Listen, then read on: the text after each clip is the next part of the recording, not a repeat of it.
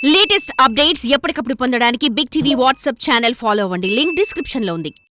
సుబ్బిపెళ్లి వెంకి చావుకొచ్చినట్టు అల్లు అర్జున్ ఇష్యూ కాస్త ఇప్పుడు మిగతా సినిమాల కలెక్షన్స్ పై పడేలా కనిపిస్తోంది. తెలంగాణలో ఇక నుంచి ఎటువంటి బెనిఫిట్ షోస్ ఉండబోవు, సినిమా టికెట్ల ధరలు పెంచబోమంటూ తెలంగాణ ప్రభుత్వం ఇచ్చిన కమెంట్స్ తో ఇప్పుడు రాబోయే సినిమాల గుండెల్లో గుబులు పుట్టిస్తున్నట్టు తెలుస్తోంది.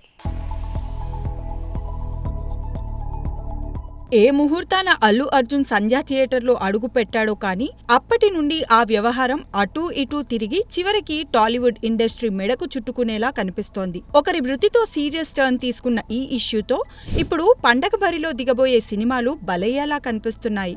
ఇప్పటికే పొంగల్ బరిలోకి దిగుతామంటున్న గేమ్ చేంజర్, డాకు మహారాజ్, సంక్రాంతికి వస్తున్నాం సినిమాలు విడుదల డేట్స్ కన్ఫర్మ్ చేసుకున్న సంగతి తెలిసిందే. ముఖ్యంగా 450 కోట్ల భారీ బడ్జెట్తో దిల్ రాజు నిర్మించిన గేమ్ చేంజర్ సినిమా భారీ కలెక్షన్స్ పై కన్నేసిన సంగతి తెలిసిందే.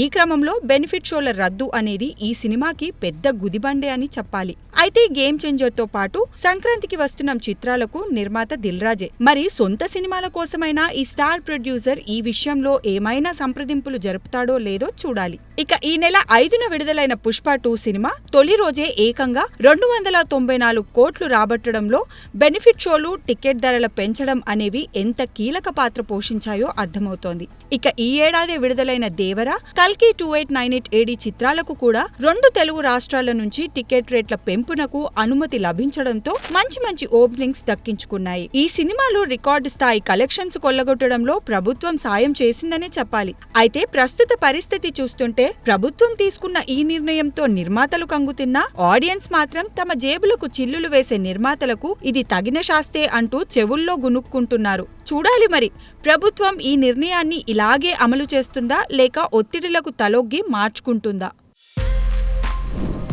For more videos like this, subscribe Big TV channel.